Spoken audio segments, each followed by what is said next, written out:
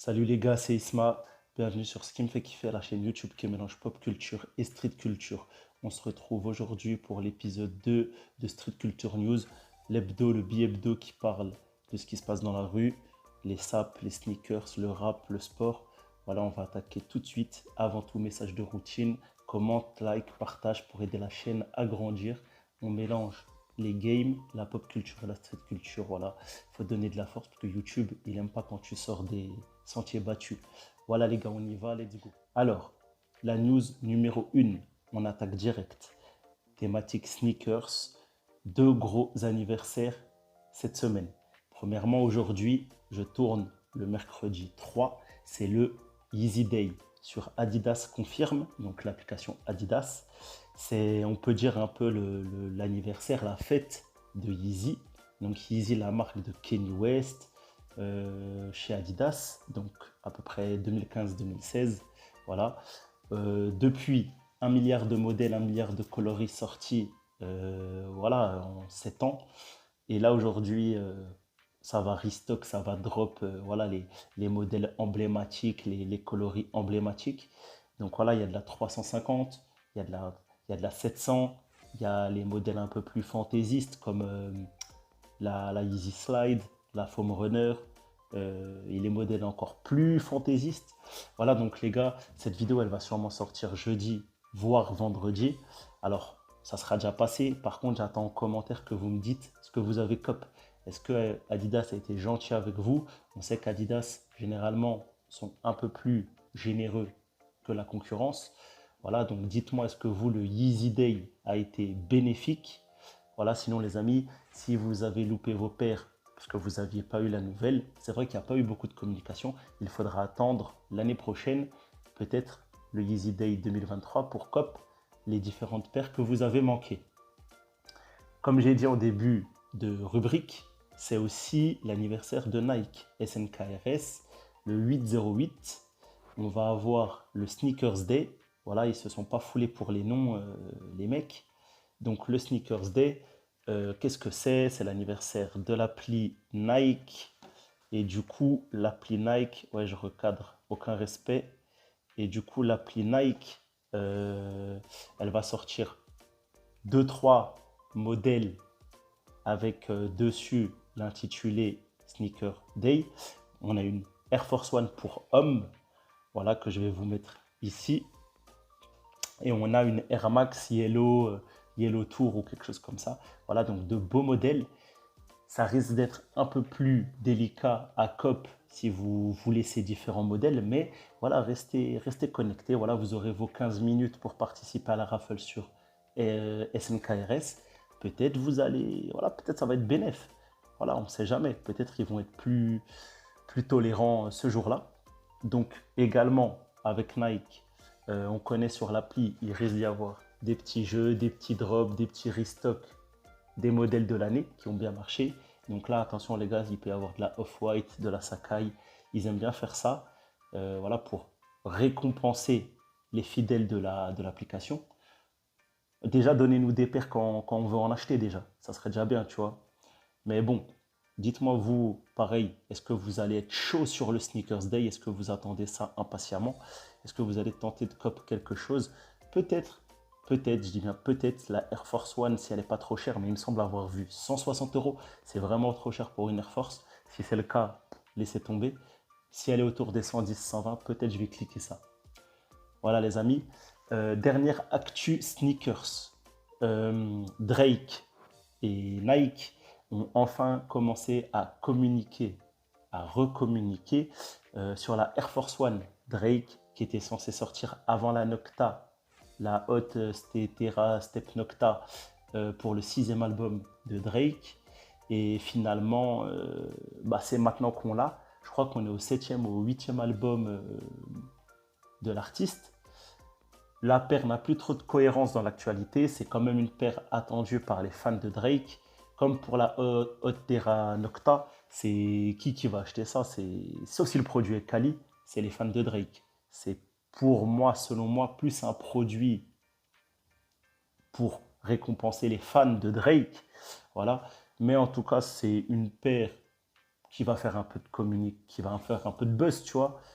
Si elle est jolie, moi qui suis un grand fan de Air Force, je me laisserai peut-être tenter. Pareil, je ne mettrai pas plus de 130 balles dans une Air Force One Low. C'est pas normal, tu vois, de gonfler les prix comme ça.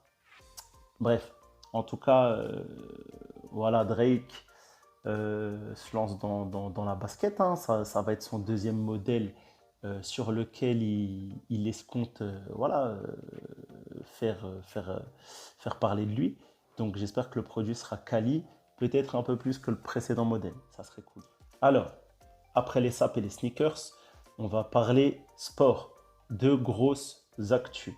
Premièrement, Cédric Doumbé. Peut-être tu ne le connais pas. C'est un combattant kickboxing, MMA. Il a été, ça y est, il a enfin fait la transition. Il a été recruté à l'UFC. Voilà, Cocorico, on a un Français en UFC. Ça faisait un petit moment qu'on n'avait pas de Français en UFC, il me semble. En tout cas, ça fait plaisir d'être représenté voilà, dans la fédération de sports multiples la plus importante. Bellator, c'est bien sympa, mais l'UFC, ça a quand même plus de notoriété et de prestige, on va dire. Et voilà, quand il y a un Français quelque part qui fait quelque chose de cool, il faut le valoriser. Pour continuer dans la partie combat et violence, le sang, les poings, les gants, on a nos deux poteaux habituels du rap français, peut-être les deux patrons ever toute époque, pas toute époque, mais en tout cas qui ont marqué le début des années 2000. Je parle bien notamment de Rof et de Booba, voilà, qui refont du bruit sur un potentiel affrontement. Voilà, ça recommunique un peu. J'ai vu ça sur Move et j'ai vu ça sur un autre média. Et du coup, ouais, ça, peut-être que voilà, ce combat tant attendu à l'époque des clashs entre Booba Lafouine, Booba Rof, je crois on était sur 2007-2010. Enfin, ils vont se foutre dessus bien, médiatiser, tout ça, ring, billetterie. Franchement, je pense que ça, c'est un truc que j'irai voir, tu vois. Mais, et vous? Et vous, est-ce que vous allez donner du pognon à Booba et Rof pour aller les voir se foutre dessus?